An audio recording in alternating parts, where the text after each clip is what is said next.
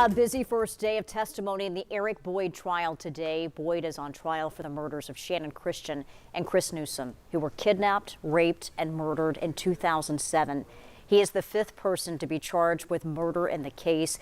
3 others were convicted. 10 News reporter Cole Sullivan was in the courtroom today, and Cole, the state called 11 witnesses. Certainly a very busy day.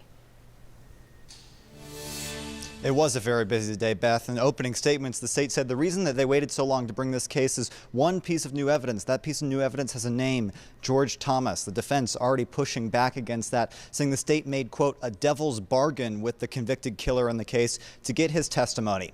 Also today, we heard testimony from the friends who saw Channon and Chris last, who were with them the night of the carjacking. The railroad employee who found Chris's body, and we saw a pretty gruesome image of that burned body, and also an evidence tech with a lot of evidence involved, including a revolver that we know is used to kill Chris Newsom.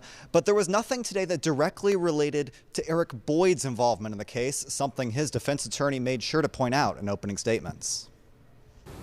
You know whose DNA wasn't there at any of the scenes? Eric Boyd.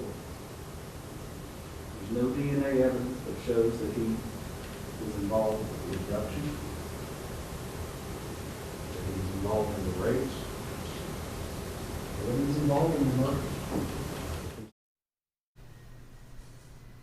It may be a little difficult to hear there, but he's saying that there's no DNA evidence linking Eric Boyd to these murders. Another problem for the prosecution today, Boyd's cousin, who was called to the stand and asked whether she lent her car to Eric Boyd. That's the car that was used to go to the apartment complex where Channon and Chris were carjacked. Today, despite previous testimony in other cases, she said she didn't remember anything. Question after question, she was asked by the prosecution, and she said she didn't remember anything. That car is important because it links Boyd to the killings, and not just for hiding Davidson after the fact, the charges for which he's already facing.